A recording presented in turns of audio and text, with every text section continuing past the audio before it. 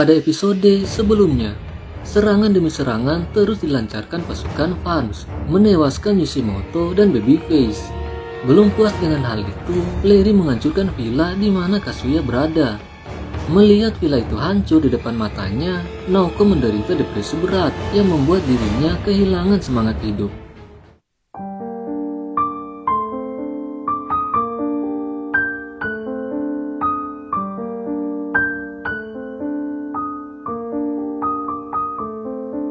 Tanpa sepengetahuan Naoko, rupanya Kazuya berhasil meluputkan diri bersama dengan detektif Matsui dan Yuki yang histeris melihat villanya dihancurkan begitu saja. Kobaran api yang mengamuk di sekitar pulau membuat Kazuya khawatir kalau terjadi sesuatu pada Naoko. Dengan sekuat tenaga, dia memaksakan diri untuk mencari Naoko. Tapi apa daya, kakinya yang lemah akibat kerusakan parah di otaknya tidak dapat menahan tubuhnya sehingga dia jatuh ke tanah. Merasa putus asa dengan keadaannya, Kazuya berteriak memanggil Naoko. Perlahan-lahan, kabut asap yang menghalangi pandangannya mulai pudar sehingga dia melihat kalau Naoko ternyata berada di depan matanya. Mengetahui Naoko masih hidup, Kazuya ingin memberitahukan padanya kalau dia baik-baik saja. Meski sudah berteriak sekencang-kencangnya, bahkan dibantu oleh Yuki dan detektif Matsui, teriakan mereka tidak dihiraukan Naoko. Dia hanya diam saja membeku tak bergerak. Melihat keanehan itu, detektif Matsui curiga kalau pendengaran Naoko terganggu akibat ledakan yang terjadi di mana-mana. Menyadari hal itu, Kazuya mulai khawatir melihat keadaan Naoko seperti itu. Tatapannya mulai berubah, seakan sesuatu sedang merangkak keluar dari jiwa Naoko. Sesuatu yang sangat mengerikan. Yuki dan detektif Matsui bergegas untuk mendekati Naoko, tapi langkah mereka dihentikan Kazuya. Merasa kalau semua kemalangan yang terjadi pada Naoko akibat kesalahannya, Kazuya meminta agar dia sendiri yang akan mendekati Naoko. Karena siapa lagi yang dapat menolong Ratu Pumpkin kalau bukan seorang rajanya. Melihat Kazuya tiba-tiba berganti kepribadian menjadi seorang Pumpkin King, Yuki dan detektif Matsui tak bisa berbuat apa-apa selain membiarkannya pergi sendirian. Sebuah helikopter dikirim untuk menjemput Naoko.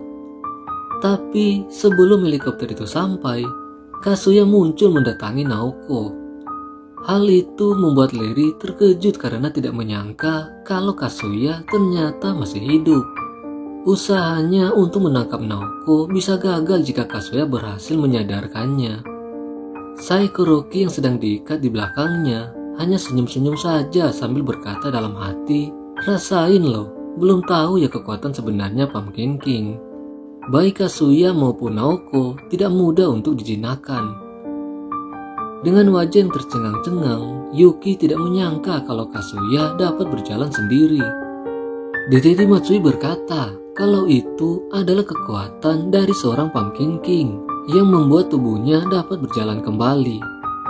Mendengar hal itu, Yuki menjadi salah pengertian. Dia mengira kalau Kazuya mulai berangsur sembuh dari cederanya dengan memanfaatkan kekuatan Pumpkin King, sehingga dia makin antusias menyemangati Kazuya. Merasa tidak enak hati melihat Yuki seperti itu, detektif Matsui mengungkapkan apa yang diucapkan Dr. Higa, kalau cedera otak yang dialami Kazuya ternyata sudah sangat parah dan hidupnya tidak akan lama lagi. Darah mulai mengalir di seluruh wajahnya. Dengan tertatih-tatih sambil menahan rasa sakit, Kazuya terus melangkah demi menyelamatkan gadis yang sangat dicintainya. Setelah berjuang dengan keras, Kazuya akhirnya sampai di hadapan Naoko dan langsung mendekapnya dengan erat. Dengan sedikit bercanda, Kazuya berkata padanya kalau seorang ratu labu tidak boleh terlihat sedih. Dia harus selalu tersenyum. Mendengar suaranya, seakan disambar petir, Naoko langsung sadar dan terkejut melihat Kazuya ternyata berada di depan wajahnya. Sambil memandanginya, Kazuya perlahan-lahan melepaskan topeng Naoko dan langsung menciumnya. Yuki tak kuasa menahan diri setelah mengetahui kalau hidup Kazuya tidak akan lama lagi. Dia hanya bisa mendoakan yang terbaik bagi mereka berdua di hari-hari terakhirnya. Kedua sejoli itu pun mulai tenggelam dalam lautan asmara. Meski ada sedikit penyesalan dalam diri Kazuya karena pernah mengabaikan Naoko, dia pun bertekad mulai sekarang akan selalu menemaninya dan mencintainya sampai akhir hidup. Mendengar pengakuan cinta Kazuya, Naoko menerimanya dengan gembira dan berjanji kalau mereka berdua akan selalu bersama. Kazuya pun tersenyum dan mengucapkan selamat tinggal padanya. Tiba-tiba dalam hitungan detik saja, tubuhnya hancur berkeping-keping akibat serangan yang dilancarkan pasukan Farms. Mereka terus menggempurnya di depan mata Naoko yang menyaksikan pemandangan horor itu.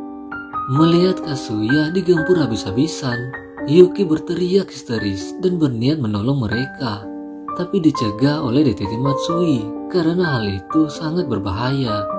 Meski tubuh Kazuya sudah hancur, pasukan Farms tidak menghentikan serangannya. Mereka terus melumatnya di samping Naoko yang terdiam. Melihat Kazuya tewas, Lery dengan nada sarkastik meminta maaf pada Naoko. Dia terpaksa menghabisi Kazuya agar tidak ada lagi orang yang dapat mengganggu rencananya. Dia mulai menyombongkan diri di depan Saikuroki atas keberhasilannya mengalahkan Naoko. Tapi si ibu dokter malah memberinya sebuah peringatan keras.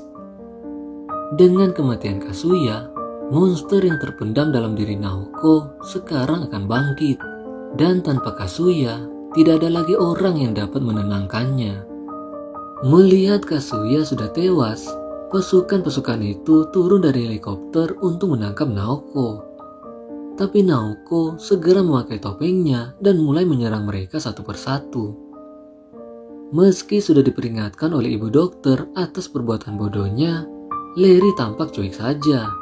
Dia tidak gentar dengan Naoko meski dia sekuat monster, karena semua manusia memiliki kelemahan.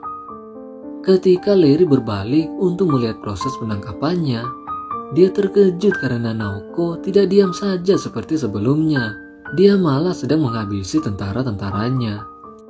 Dengan amarah yang menyala-nyala, Naoko melepaskan aura mengerikan yang tampak di depan mata tentara-tentara itu. Emosinya semakin meluap-luap tidak terkontrol, sehingga Naoko tidak dapat menahan diri lagi, dan tiba-tiba dia berubah menjadi makhluk buas yang mengerikan. Seekor monster labu dengan gigi yang dapat mencabik-cabik mangsanya. Perubahan Naoko ternyata hanya dialami oleh para tentara itu, sehingga Lery kebingungan melihat pasukannya diam saja tak berkutik. Tidak ingin membuat bosnya penasaran, Saikuroki menjelaskan padanya kalau yang dilihat pasukannya bukan lagi seorang Naoko, melainkan monster mengerikan yang membuat bulu kuduk berdiri. Itulah kekuatan seorang Pumpkin Knight, atau lebih tepatnya Naoko Kirino. Dia memiliki kekuatan spiritual yang dapat menusuk jiwa seseorang dan memanipulasi rasa takutnya.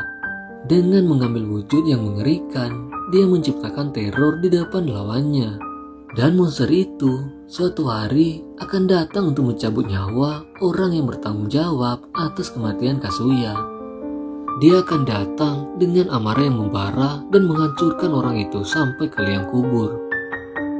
Lery tidak dapat berkata apa-apa, seakan mulutnya terasa berat. Setelah Naoko selesai melumat para tentara yang ingin menangkapnya, dia mengerang dengan hati yang sangat pahit, menangisi kepergian Kazuya yang telah tiada.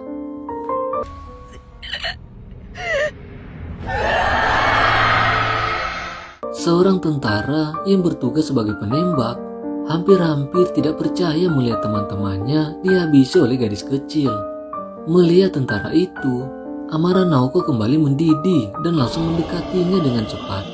Melihat Naoko mengincarnya, tentara itu panik dan segera melepaskan tembakan membabi buta. Tanpa disadarinya, kalau Naoko bersembunyi di atas baling-baling dan langsung menyambarnya dengan tendangan di wajah. Kedua pilot itu tak berdaya melihat Naoko menghabisi tentara itu. Sambil menodongkan senjata di wajah mereka, Naoko memaksa pilot-pilot itu untuk membawanya terbang mendekati kapal tempur mereka.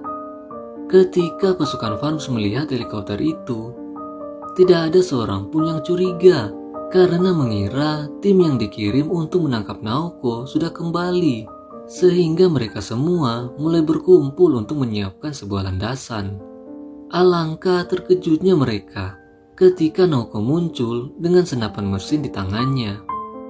Tanpa ampun, dia menghujani pasukan-pasukan itu dengan ribuan peluru yang menewaskan semua orang yang ada di kapal. Naoko terus menembaki mereka dengan berlinangkan air mata, mengenang momen yang tak terlupakan bersama Kazuya. Dr. Higa yang berada di tepi pantai mengambil kepala Kazuya dan berjanji kalau mereka semua tidak akan melupakannya dan berdoa agar dirinya tenang di alam baka.